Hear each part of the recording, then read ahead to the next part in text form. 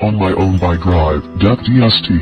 Chapter 1. The world came crashing down around Megumi. Most, if not all, of the vampires were dead. Even the Garashiki family fell victim to the humans' rage. The predators became the prey. Only escaping mattered now. Soon Sotoba would be engulfed in flames as the forest fire spread across the land, erasing all evidence of the Shiki's existence.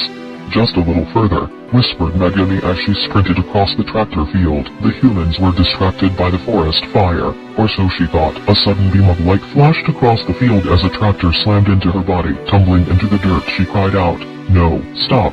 Don't let her get away!" shouted the villagers as they closed in around her. For a second, Megumi thought about appealing to them. Maybe she could make them remember who she was. How they all made fun of her for not fitting in. Perhaps they would show mercy on the teenage girl they once knew. The prospect quickly faded when a second tractor attempted to run her over. A short hole across the ground allowed her to evade the cumbersome machine. "I hate you all. You never accepted me. None of you realize how lame and backward you are," yelled Megumi, determined to not die in this small backwater village. She ran for the trees on the far side of the field. They never understood her. How could they? Sotoba was full of simple-minded people. All she wanted was a life in the big city, a life of nightclubs, modeling, and acting. The tractors gave chase across the field. As a Shiki, Megumi proved too fast and nimble for them. Sprinting into the woods, the villagers were forced to give up or else face her on foot. Soon Sotoba would be a forgotten memory along with the people, her family, and even Natsuno. If only he had listened to her, they could have started a new life together. Instead, she had to do things on her own. Megumi never stopped to look back, although Sotoba and the villagers were behind her. The danger had not passed. Dawn was fast approaching. On foot it was unlikely she'd reach the city in time. Going back wasn't an option. There wasn't another village for miles, so she just kept running. After a time, Megumi marveled at how long she could run without losing her breath. Not that she needed to breathe anyway. Death had its advantages. Unfortunately, there was a trade-off. The more energy she expelled, the hungrier she felt, a vicious need to attack and kill. The trees and brush became more sparse along a stretch of road. Megumi followed it, hoping to hitch a ride in someone's car. This far from Sotoba, it's unlikely the villagers would be searching here. The sky turned dark blue as the sun drew near. Her eyes became heavy and each step was labored. Panic set in. There had to be somewhere to hide. A hollow log, a storm drain, anything. The urge to lay down and sleep was unbearable. Headlights appeared on the horizon. Megumi stumbled into the road waving her arms. A Mitsubishi Lancer came to a stop a few feet away. A young woman dressed in a blue college uniform jumped out of the car. "Are you okay? What are you doing out here?"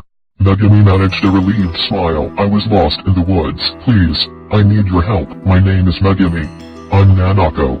Get in the car and I'll take you to a hospital. You look half dead," she said. Nanako was short and slender. Her long dark brown hair was tied back in a ponytail, leaving her neck exposed. "Yes, thank you," whispered Megumi. She nearly laughed at the girl's last statement. Going to the hospital was out of the question. The sun would be peeking over the horizon any minute. She felt so weak. Sitting in the car was a relief. "Do you live nearby?" Nanako shook her head. "No, my parents live around here, but I have an apartment in the city." There was an innocent aura about the girl, a person untouched by the horrors of the world, naive and quick to trust. "I've always wanted to go to the city," said Megumi, staring at the young woman. Inside the car she could smell her blood, so fresh, so clean. Her neck only a foot away. "I'm so hungry." "I'll stop somewhere on the way," said Nanako. Her expression turned from concern to fear as Megumi's eyes darkened. Before she could put the car in drive, Megumi shoved her against the driver's side door. "What the hell are you doing?" Fangs sprouted from Megumi's teeth as she muttered, "So hungry." "What are you?" Nanako screamed as Megumi sunk her fangs into her jugular. The sudden drop in blood pressure combined with the Shiki's power left the girl docile and obedient. The words dribbled from her mouth like cold syrup. "What's happening to me?" Megumi took enough blood to sate her hunger while leaving Nanako alive. The first rays of sunlight touched the tops of the trees. Time was running out. Taking Nanako by the chin, Megumi asked in a panicked voice, "Do you live with anyone?" "No," said Nanako. Her voice took on a neutral tone with no emotion. "That's good. Now listen. I have to hide in your trunk now so I can sleep. Under no circumstances will you open the trunk until nightfall. Got it?" "Yes." "In the meantime, take us to your apartment and wait for the sun to go down," ordered Megumi. She reached across the car's console and popped the trunk. Getting out the car, she was met with the sun's gaze. "Damn it. Immediately her skin began to sizzle and burn. Screeching and whimpering, Megumi narrowly made it to the truck before succumbing to the sun. Once the door slammed shut, she writhed in pain. The agony was unbelievable. Despite her current situation, she knew it was all temporary. By nightfall her wounds would be healed and the real fun would begin. Chapter 2. The sound of the truck popping open woke Megumi up. Coming out of complete darkness, the parking garage light blinded her. At first she recoiled, believing it was the sun. As her eyes adjusted, she saw Nanako looking down on her. The girl remained expressionless as she spoke. "It's dark out." "Good," said Megumi. Crawling out of the truck, she took a moment to stretch. "I feel like I was folded into a pretzel." "Where's your apartment?" "On the 40th floor. Said Nanako. She wore the same clothes from that morning. Her hair was still a mess from the short struggle in the car. "Have you been waiting here this whole time?" asked Megumi. "Yes." "What's wrong with you?" Megumi found it difficult to hide her annoyance with other people. "Just take me to your place." Nanako obeyed. The parking garage was connected to the apartment building, a tall rectangular structure made of concrete and steel topped with a multitude of blinking antennas. It was bland by comparison to the more modern buildings. Megumi didn't care. It was the city. She skipped along humming to herself as Nanako led the way to the elevators. "I can't believe I'm really here," squealed Megumi. Nanako made no reaction. "This is where I belong. I just know it." When they reached the 40th floor, Megumi darted to the panoramic window overlooking the city. At this height, the city lights appeared like stars to her. In the distance, she could make out a red tower that resembled the Eiffel Tower. "This is Tokyo, isn't it?" "Yes," answered Nanako without looking. "Here's my apartment." "I can't wait to go out tonight," giggled Megumi as she skipped after Nanako. The moment she tried to step inside, a force knocked her back so hard she fell to the floor. The joy vanished from her face, instantly replaced by embarrassment. She wasn't welcome here. "Well, what?" asked Nanako, staring back looking puzzled. Megumi got to her feet and took a deep breath. The act was redundant, but some habits were hard to break. Nanako didn't know the rules. It wasn't her fault, but she couldn't help feeling angry with her. "Aren't you going to invite me in?" "Oh, sorry. Please come inside," said Nanako, holding the door open. "About time," said Megumi, brushing herself off. Walking inside, she was surprised by how tiny the apartment was. The kitchen and living room were meshed together into one space on the left. To the right was a single bedroom and a bathroom, a sharp contrast to Sotoba's spacious country homes. For the meantime, it would serve her needs. "This will do." "I'm so tired," whispered Nanako.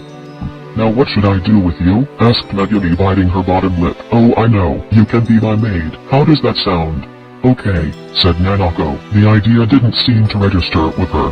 "I'll take your room since there aren't any windows. You can take the futon. During the day I need you to make sure no one disturbs me. Understand?" Megumi gave Nanako a sharp look. The girl continued her zombified expression. "Yes. I'm going to explore the city tonight, so go run a bath for me. I'll need some clothes too. We look about the same size, so it shouldn't be a problem," said Megumi. Nanako stumbled off to complete her task while Megumi rummaged through her clothes. None of it was very stylish. The skirts were too long, jeans too relaxed, tops too conservative, and the bras too small. Even the panties were boring. It was the type of wardrobe she'd expect Cory to have. "Cory," whispered Megumi. "What happened to her? Did she escape Sotoba too?" Even if she did, it was unlikely they would ever meet again. Cory tried so hard to be her friend, a friendship Megumi was reluctant to accept. Recalling the girl's face brought on a creeping sadness. She muttered, "Idiot, she's probably dead." Anger came easily to Megumi and she used it often to hide her emotions. "Your bath is ready," said Nanako, sticking her head in the door. "Good. You can go lay down now," said Megumi. Only now did she begin to feel some pity for the girl. "Wait, Nanako, I'm not doing this to hurt you. It's only because I need to." Nanako nodded, indifferent as always. Soaking in a hot bath felt so nice. The heat penetrated right down to her bones. Megumi was also relieved to see Nanako had a wide array of shampoos and conditioners. After lathering up her hair, she scrubbed the dirt and dried blood from her skin. The injuries the blood came from had long since healed. Some time later, a sweet, repugnant smell permeated the air. It brought back the memory of a dead fox rotting by the side of the road in Sotoba. "There must be a dead rat in the vent," said Megumi, disgusted. She decided to rinse off and get dressed.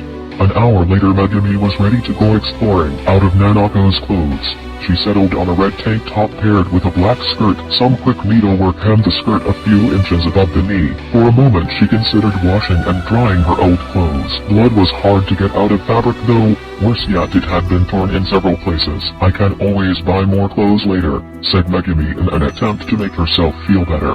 Once outside, Megumi felt intimidated by the city. There were so many lights, cars, and people. So Toba's entire population could fit on one of Tokyo's city blocks. The people were different too. They walked with a sense of purpose and urgency, not at all like the laid-back farmers she knew. Heading further downtown, she stopped to gawk at some of the skyscrapers. Flashing neon signs covered every space available, advertising all sorts of entertainment and food. The crowds grew thicker until Megumi found herself being swept along in a river of people. The experience was frightening and exciting at the same time. She didn't know where to go or what to do. Some businessmen shoved by on their way for an after-work drink. A clique of punks walked around her, shouting back, "Get out of the way." She stood near the street trying to do just that. Some high school girls passed by, flawlessly navigating the crowd while never looking up from their cell phones. That's when it hit her. She was an outsider and she didn't belong here. Not yet, anyway. Another group of girls came along. This time they looked older and were dressed in the latest fashion. Megumi asked them, "Excuse me, are you going to a dance club?" They gave her one glance and kept going. The blonde-haired girl leading them simply said, You don't have to be so mean," said Megumi. It made no difference. These people didn't have time for outsiders. A hand touched her shoulder, causing her to spin around in alarm. "Whoa, take it easy," said another girl. She had shoulder-length blue hair and dark blue eyes, a few inches shorter than Megumi. She was very skinny without any curves. "Did you say you were looking for a dance club?" "Yes," said Megumi, beaming with happiness that someone stopped for her. "You don't want to go where they're going, unless you want to wait in line half the night. There's a better place a few blocks over. It's not flashy, but the people aren't uptight either," explained the girl. "Thanks for telling me. Are you going there?" "Yes, I'm meeting some friends. You can walk with me if you want. My name is Kyoko," she said, smiling. "I'm Megumi. I'm new to the city." "Oh, where did you move from?" asked Kyoko. "Sought. It's a small village. You've probably never heard of it," said Megumi. With everything going on, it was probably best to keep her background a secret. "Oh, okay. Well, the club isn't far," said Kyoko, waving her onward. Megumi struggled to keep up as they crossed several streets. Various attractions of the city caught her eye, and each time she wanted to stop. On one corner stood the largest movie theater she ever saw, with over 20 film selections. A man pushing a sushi cart offered fish-flavored ice cream. Eccentric bars, restaurants, manga stores, and various other shops populated that street alone. "I think I see my friends," said Kyoko as they pushed through a crowd standing around the club entrance. A bright neon blue sign read Luna above the door. The heavy thud of musical beats could be felt even from outside. Two girls waved at them. One was very tall, with thick black hair hanging about her face. How she was able to see was a mystery to Megumi. The other was the same height as Megumi but had a pudgy build. She had freckles and brown hair tied back in a ponytail. Both were dressed casually in jeans and shirts. "Hey guys," greeted Kyoko. "This is Megumi. She's new to the city. I thought I'd show her around." "Hi Megumi," said the taller girl. "I'm Aon." "Hey, and I'm Yuka," said the pudgy girl. "Nice to meet you both," said Megumi, looking them over. Making new friends felt good. Unfortunately, she felt a pang of hunger, especially when she looked at Yuka. "Shall we go inside?" asked Kyoko. "Yeah, let's do it," said Aon. The three city girls led the way inside with Megumi in tow. Finally, Megumi felt like she belonged. Soon she'd adapt to city life and fit in with everyone else. So Toba was behind her now. All those stupid people who judged her so unfairly can rot. Even the Shiki, being told what to do all the time, didn't sit well with Megumi at all. If only Yuki had listened to reason and come with her. What a stupid boy. Why couldn't he love her? All she tried to do was make him happy. "None of that matters anymore," said Megumi under her breath. "I have new friends. A new start. If only I didn't feel so hungry." Chapter 3. Inside the club, Megumi felt completely unprepared for the scene unfolding before her. The bass of the techno vibrated through her body and seemed to come back up through the very ground. People danced on the center floor, which was so crowded their bodies were pressed together. Not that anyone minded. "I've never seen it this busy before," said a voice. It sounded like a whisper compared to the roar of the music and crowd. Turning, she saw Kyoko, who was standing right next to her. Her shouts were barely audible. "I've never been to a club before," shouted Megumi. No way. Get out of here. I guess they wouldn't have clubs in the country, said Kyoko. Yeah, what should we do first? Asked Megumi. She felt as though her heart was pounding despite that being impossible. Let's get drunk, said Kyoko, grabbing Megumi by the hand. Oh, you're freezing. It's nothing really. Megumi yanked her hand away. I just have poor circulation. Oh, well, a drink will warm you up, said Kyoko before leading Megumi through the crowd to the bar. 3 men and 2 women tended the bar, whipping up drinks with blinding speed, all while projecting a happy attitude. With so many people waving money and demanding drinks, Megumi was amazed they could keep up. Megumi leaned into Kyoko, saying into her ear, But Kyoko, I'm not old enough to drink. No worries. As long as you conduct yourself, they won't think to check, said Kyoko as she waved one of bartenders down. How old are you anyway? 15. 15, Kyoko gasped. I thought you were at least 17. Geez. Shouted a little louder, why don't ya? Megumi grit her teeth, but no one seemed to notice. What's the big deal? How old are you? 22, said Kyoko, feeling embarrassed, but people usually think I'm much younger. I can't imagine why. Megumi rolled her eyes, noting how flat-chested Kyoko was. 2 rum and cokes, please, said Kyoko to the bartender as he came by. The man was dressed in a suit and had spiky bleached hair hanging off to one side. Coming right up, he said with a hint of charm. His eyes darted over Megumi, but he didn't seem too concerned with her age. Have you been drunk before? Asked Kyoko. She turned around, leaning against the bar. Her eyes scanned the dance floor for some cute guys. Not really. I used to sneak sake from my mom's cupboard, said Megumi. Mom, whatever happened to my parents? I tried so hard to spare them. It was only a matter of time before they too would be killed. Thankfully, Tatsumi and the Garashiki family were stopped before that could happen. That didn't mean they escaped the fires though. Here, first round is on me, said Kyoko. Megumi hesitantly took the glass. They clinked their cups and cheered. Kanpai. They drank deeply, barely tasting the rum. At first Megumi felt fine. A little tingly sensation built up in her spine. The alcohol spread through her body, making her feel relaxed. Where are your friends? Asked Megumi. Probably dancing, or in the bathroom. They don't like to drink as much as I do, said Kyoko, then laughed. Megumi always knew she was cooler than the residents of Sotaiba, but for the first time she actually felt like it. Then it hit her. The soda came back up as she choked and gagged on the drink. Kyoko covered her mouth as she laughed hysterically. Wow, you really are new to this. People cleared out around her as she coughed up the alcohol. Megumi thought her stomach might turn inside out as she fell to her knees. The embarrassment struck even harder than the drink did. People pointed, laughed, stared, and made snide comments. She didn't want to get up to face them. How could I forget? I truly am destined to drink blood for the rest of my life. Are you just going to sit there all night? Asked the young man. He extended a hand to her. Megumi shied away, too ashamed to acknowledge him, just when everything was going so well too. She was a country girl after all, an unnatural corpse forced to wander the streets of Tokyo alone. Don't be so dramatic. Get up, said the young man. He seized her by the arm, pulling her up onto her feet. Megumi was surprised by his strength. She finally looked at him. His eyes faintly glowed yellow in the darkness of the club. He was very tall, muscular, and kept a shaved head. In many ways he reminded her of Atsushi Kawaba, the son of the wine shop owner. Before fleeing Sotaiba, Megumi had heard Atsushi's own father had killed him. That didn't surprise her one bit. There was something different about this man. His skin complexion suggests an American or European background. Thanks, said Megumi. She wiped spit from her chin and yanked her arm away from his hand. If he noticed the coldness of her skin, he didn't show it. The man stepped in close to her. The scowl on his face scared her. Whispering in her ear, he said, We know what you are and will be watching you. Here's a tip. It's best to drink alcohol from those who are already drunk. Don't make a scene, or else you will be dealt with.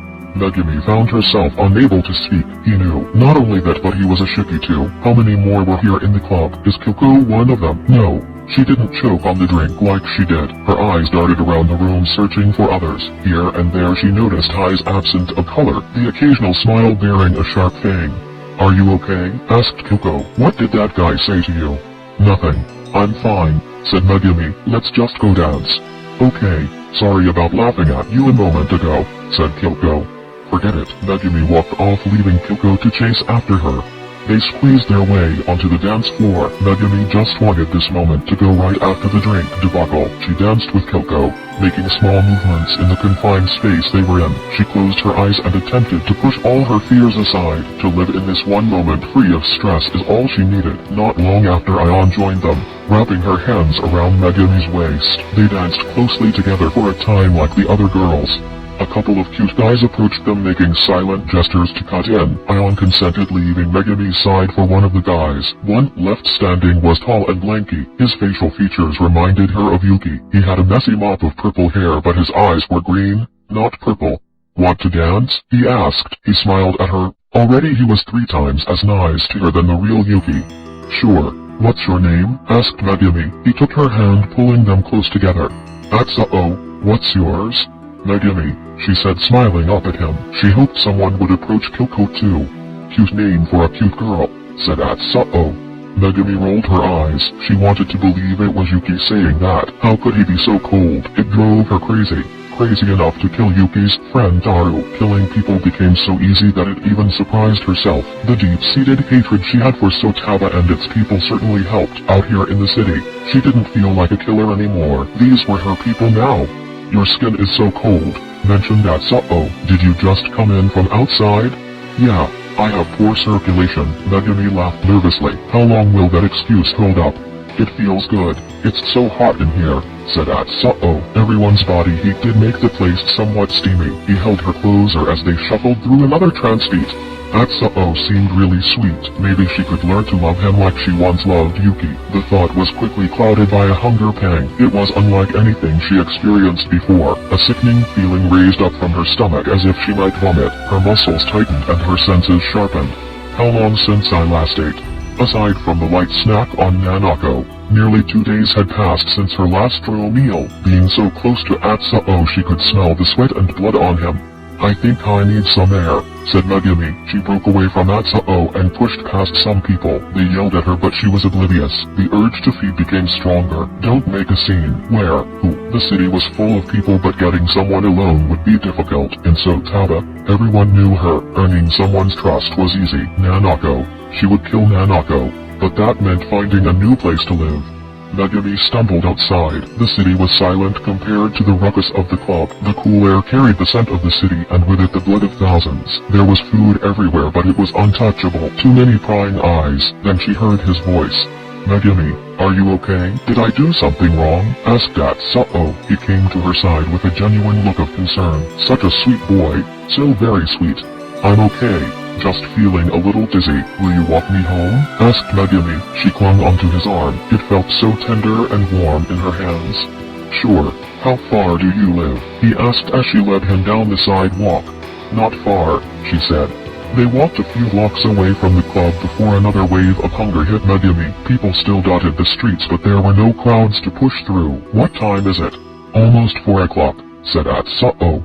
Really? It didn't seem like that much time had passed, said Megumi. She stopped abruptly when another hunger pang nearly brought her to her knees.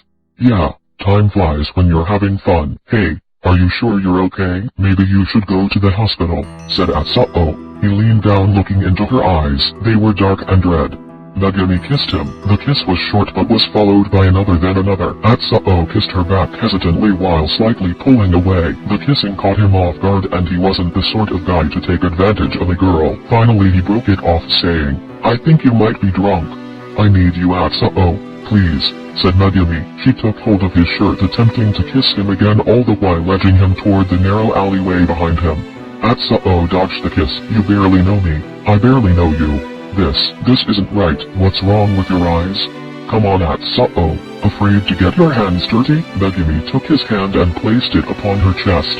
Atsuo's face reddened as he stammered a response. He felt overwhelmed. The suddenness of the situation left him reeling. He hardly noticed backtracking into a secluded alleyway. The bright main street was behind Megumi now. Her red eyes contrasted even more so. In the dark alley he gave into his desire for her. They kissed again, more intensely as she continued, leading him further into the alley. I can't believe this is happening, breathed Atsuo as this beautiful girl he met only hours ago kissed on his neck. Next Atsuo learned the true meaning of, this is too good to be true. Megumi sunk her fangs into Atsuo's neck, drawing as much blood as she could. A warm feeling washed over her as his blood filled her hungry veins. Atsuo gasped, trying to scream but found himself unable to. The Shiki's power had a hold of him. His hand slipped off her chest as he slumped to the ground. Megumi let him fall, allowing herself time to digest. Atsuo attempted to crawl away. The amount of blood lost left him weak and light-headed. Megumi was not about to let him slip away. She kicked him hard in the ribs, causing him to roll over onto his back. Terribly sorry about this, but a girl has to eat, said Megumi with no remorse. The urge to feed overrode any emotion she might have had for him. Please, don't. Atsuo squeaked as she knelt over him, her jaws clamping down on his neck once more. He was helpless as the blood left his body. His last memory was of her wiping his blood from her mouth. I can't believe this is happening to me. Atsuo was dead. Megumi marveled at herself for being able to feed on a whole human body. Being that hungry was a horrible experience. Even more so for Atsuo. How some Shiki were able to resist it and die out some moral conviction was beyond her. Was it a lack of moral compass on her part, or is it her will to survive?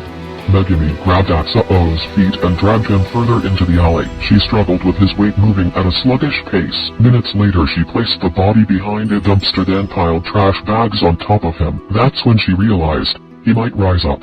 Damn it, spat Megumi, it's always something.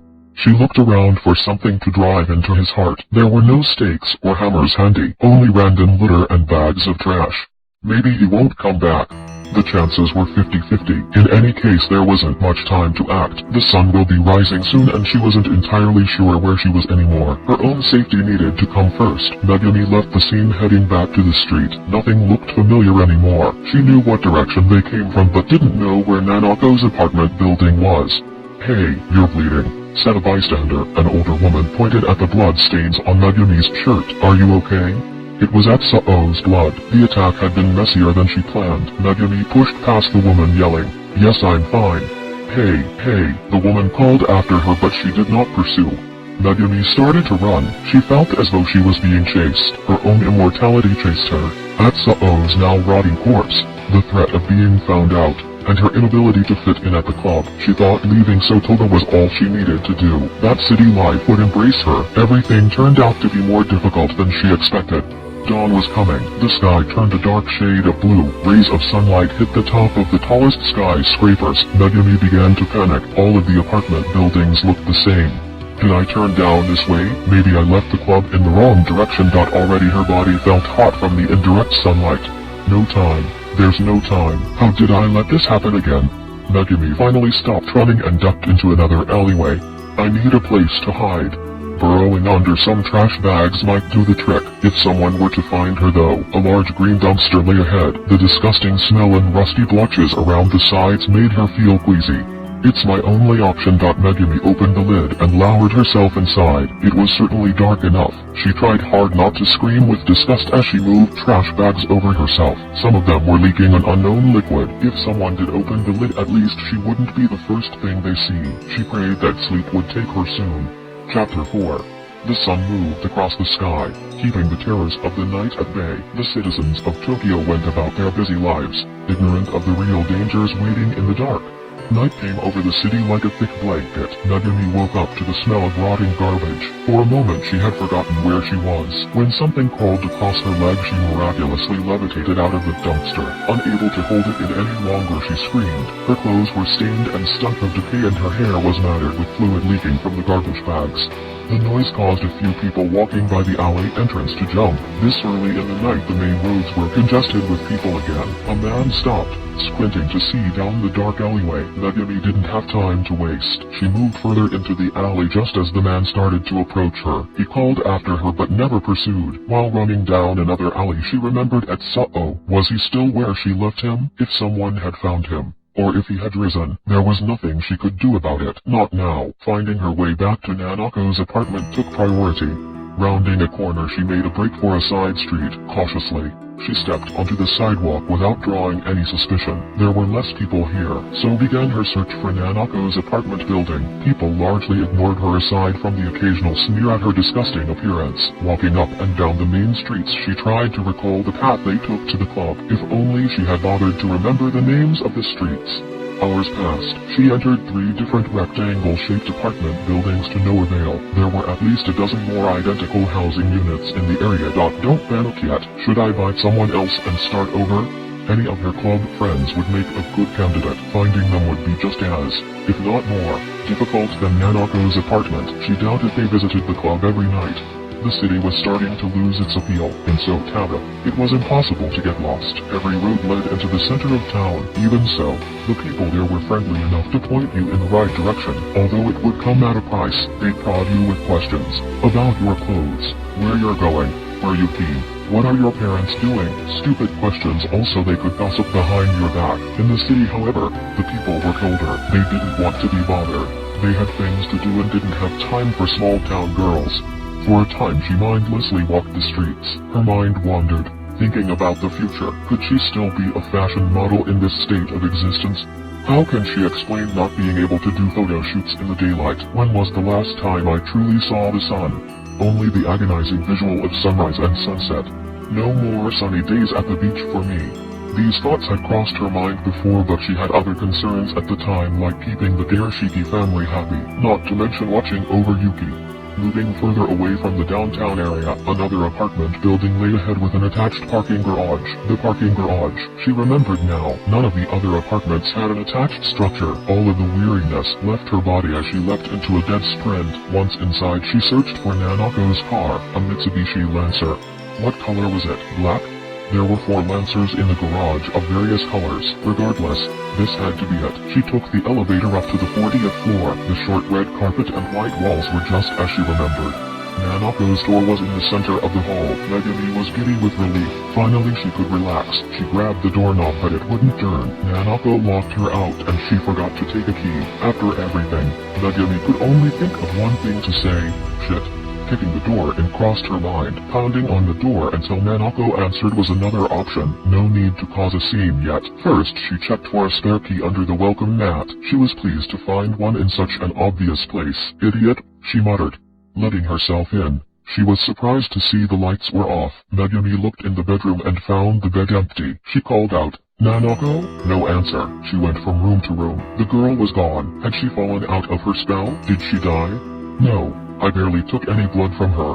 Maybe she left to run some errands. Megumi didn't know what to do next. Staying here might be dangerous if Nanako's thinking for herself again. Going back out on the street so soon didn't appeal to her either. Screw it. Megumi decided a hot bath was in order. She stripped down, tossing the bloodied clothes near the laundry room door. While waiting for the tub to fill, she posed in front of the bathroom mirror. In that instance, she pictured herself as a model, striking various poses. The fantasy re-established her confidence. I can be a model, with a thriving nightlife. The hot water felt good against her cold skin. The heat penetrated down to her bones. It gave her a similar sensation to sucking someone's blood. Using a scrubby, she cleansed the dried blood and dirt on her forearm. Atsuo's face appeared in her mind. Hopefully he was rotting underneath all of that garbage. She felt a little guilty for thinking that way. But that's life for a shiki. Kill or be killed. It wasn't her fault. Not really. What was she supposed to do? Starve? As if. Once she was clean, Megumi leaned back in the tub and closed her eyes. She allowed herself to slide underneath the water. Everything became very quiet. With no need to breath, she wondered just how long she could stay underwater. Forever? For half an hour she stayed under in a zen-like state. All of her fears were released. Nothing could touch her. The tranquil floating feeling of being underwater made her want to sleep. At last she broke the surface, feeling rejuvenated. The smell of a dead animal filled the air. Megumi gagged. This building must be full of rats. Disgusted, she emptied the tub and dried herself off. In the bedroom she was presented with Nanako's challenging wardrobe. Boring, plain, unsexy. She made do with shorts and a t-shirt and skipped the bra. I'm not going anywhere tonight anyway. In the living room she turned on the TV and plopped down on the futon, flipping through the channels.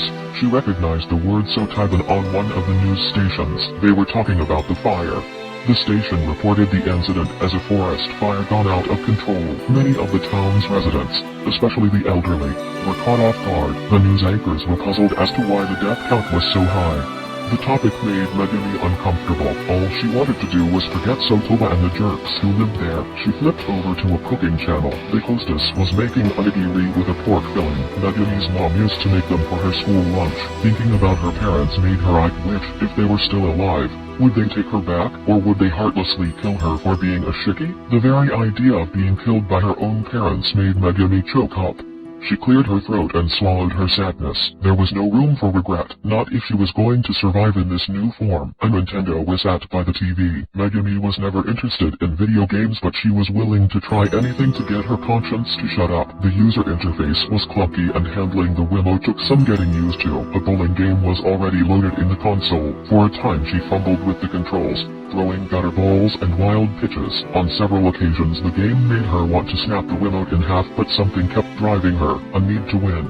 Time flew by as her skills improved. After making a few strikes she tried a different game, boxing. The game proved to be a great stress reliever as she pummeled one opponent after another. Satisfied with her own performance, she turned the system off. A cat-themed clock on the wall read 1:30 a.m. Nanako still hadn't returned home. Megumi spotted Nanako's laptop on the futon. After powering it up she was relieved to see there was no login screen. Megumi shook her head. That girl is far too trusting. Once online, she started researching modeling agencies in the Tokyo area. Some were for high fashion, most were for common retailers, and a few were more pornographic in nature. The thought made Megumi grin, but she was far too beautiful for that kind of work. She could see herself on the billboards of Tokyo, telling women what to wear and setting the latest fashion trend. The fantasy made her giggle uncontrollably. The night was spent in front of the laptop, taking notes on different fashion lines. She had so many ideas for dresses and skirts and how to pair them with accessories. To get in the business of fashion she needed to make a portfolio to shop around. First she had to buy some proper clothes and take pictures. Unfortunately being able to buy said clothes depended upon Nanako's bank account. It was 5 a.m. now. Megumi punched a cushion and yelled, "Where is she?" Putting the laptop aside, she searched the apartment for Nanako again. Maybe she came in without her noticing. The bedroom was still empty. No one in the bathroom. The sky was starting to lighten and she felt sleepy. Nanako's whereabouts weighed heavily on Megumi's mind. Does she normally disappear like this? Maybe she'll be back tomorrow night. What if she comes back when I'm asleep? I'd be so vulnerable. It was too late to go anywhere else. Megumi went to the bed and slid under the covers. For the first time she felt truly alone. She missed her parents.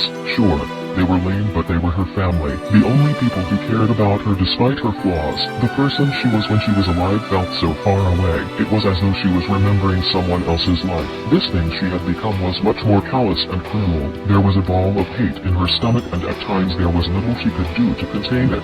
The pent-up emotions overflowed at last as she wept into the pillow. She mourned for her old self, for her parents, and for the people she pushed away. Megumi let it all out until there were no more regrets. She clenched her fist to her chest, silently making a promise to herself to create a better future. No one will stand in her way. With her mind clear, she fell asleep. The bedroom was eerily silent save for the soft ticking of an alarm clock on the nightstand. Several minutes passed. No sound, no movement. An hour passed. No sound, no movement. Megumi must be in a deep sleep. The closet door creaked open. The noise seemed 10 times louder than it was. Nanako stepped forward, holding a stake and hammer tightly in her sweaty hands. The strange bite on her neck, the faint memory of the attack. She had to be a vampire. How can I be sure? This is insane. Nanako held her breath as she approached the bed. It was now or never. Chapter 5. Megumi was slow to wake up. Her mind felt disoriented by the fact she was sitting upright in a chair. Squinting through the bright overhead light revealed she was in the kitchen, attempting to move. She was halted by the strips of clothing binding her to the chair. Well, what the hell? It's Megumi, right? Asked Nanako. She stepped out from the bedroom doorway, the stake and hammer in hand. The expression on her face was wild yet weary, as though she hadn't slept in days. It was hard to not focus on the stake in Nanako's white-knuckled hands. Megumi forced herself to not yell and appear non-threatening. Yep, that's my name. Where have you been? Nanako's gaze never left the floor, as though she couldn't bear to look at the monster sitting before her. She spoke in a soft, calm voice, making her question sound genuine. In the closet. You nearly found me when you took your bath. How do you like wearing my clothes? You lack style, said Megumi. Nanako smiled at her blunt answer. The next question was harder to ask. Are you a vampire? Yes, said Megumi. The girl already knew. Even if she didn't quite believe it, I prefer the name Shiki. It's less dramatic. Nanako's voice became sharper as she asked, "Why did you attack me?" "I was scared. People were after me and I needed to hide. Nothing personal." Megumi made a pouting face, her eyes pleading for mercy. "I was going to kill you in your sleep." Nanako paused, thinking of how many times she placed the stake on the monster's chest. I just couldn't do it." "That's good. Killing people is wrong," said Megumi, a touch of hope in her voice. Suddenly she felt the bindings loosen. The knots must not be very tight or well done. Nanako looked at Megumi for the first time. Her eyes were watery with dark circles underneath. Have you ever killed someone?" "No." The light forced Megumi to grin for a split second. "I only take a little blood at a time. I would never kill someone." "You're still alive, aren't you?" "Why, yes." Nanako squeaked. She turned away, crossing her arms to comfort herself. The reality of it all was too much to handle. Vampires aren't real. This must be some sort of delusional experience, perhaps caused from months of late night studying for entrance exams. "So you're a good vampire. Or I mean Shiki. But why were people after you?"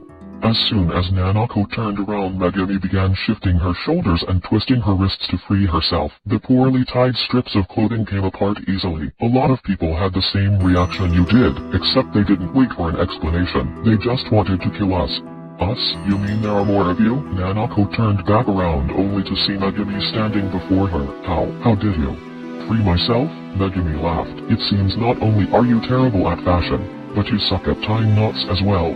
Nanako stepped back, raising the stake in defense. The Shiki was quicker on the draw and pounced on her. Together they stumbled back against the wall hard enough to indent the plaster. Megumi took Nanako by the wrists and repeatedly slammed her hands against the wall. Eventually Nanako dropped her weapons. They struggled for control, pulling and shoving each other until the fight spilled into the living room. "Just leave me alone." Nanako picked up a nearby lamp and struck the Shiki across the face with it. The plastic lamp snapped in two. Megumi staggered but managed to stay on her feet. Warm blood trickled down the side of her head. She smiled at Nanako as she pointed to the small gash in her head. "Do you really think you can hurt me?"